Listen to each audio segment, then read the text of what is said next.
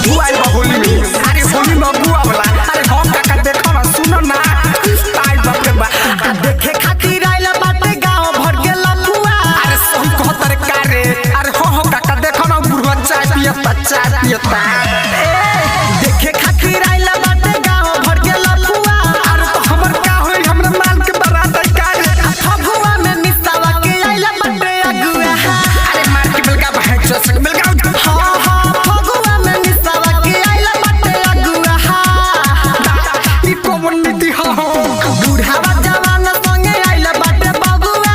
आइला बाटे बबुआ आइला बाटे बबुआ। फगुआ में निस्तावा के आइला बाटे अगुआ। फगुआ में निस्तावा के आइला बाटे हां हां फगुआ में निस्तावा के आइला बाटे अगुआ। आई हो दादा ए जोगुआ लेके आइल बा कि साला रंग खेले आइल बा हमरा मोलिया सड़े हे भगवान कुछ बुझा तो नहीं के अरे काहे तू एला खान बोलता ना हो अरे ये मोर मोलिया नु घास गोरे जाला तो जोर रही सो आई तोरा बुझाता कुछ सलोनी रिकॉर्डिंग स्टूडियो दिल्ली। बुढ़ारियों में हीरो ला रे चाय या पानी बिस्कुट पुआ लइका जवान सब खा ले हो। अनिस्तवा के अगुआ गावे के लफुआ देखेला सबे जाले हो।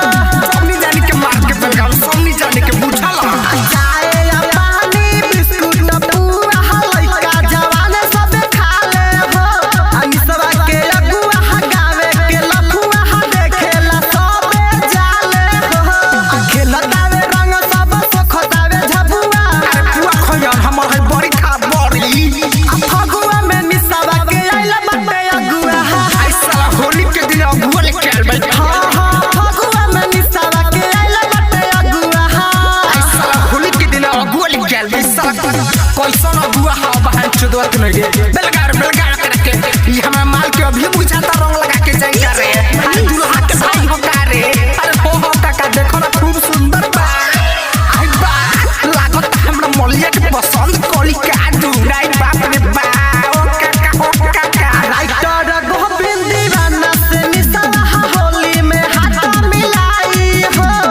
ओके आयावर गावे के लफुआ अगुआ में रंग लगाई हो। अरे तोरो को मारे मुक्तोर जो तोरो को मारे मुझले राइटर गोविंद दीवाना से निस्तावा होली में हाथ मिलाई हो। ओके आयावर गावे के लफुआ अगुआ में रंग लगाई हो। असुरे असुर जय कर बनी है मजनुआ। अरे ओकरो के गार फारे मजनुआ बनी फगुआ में निस्तावा के आइला बाटे अगुआ। हाँ हाँ फगुआ में निस्तावा के आइला बाटे अगुआ।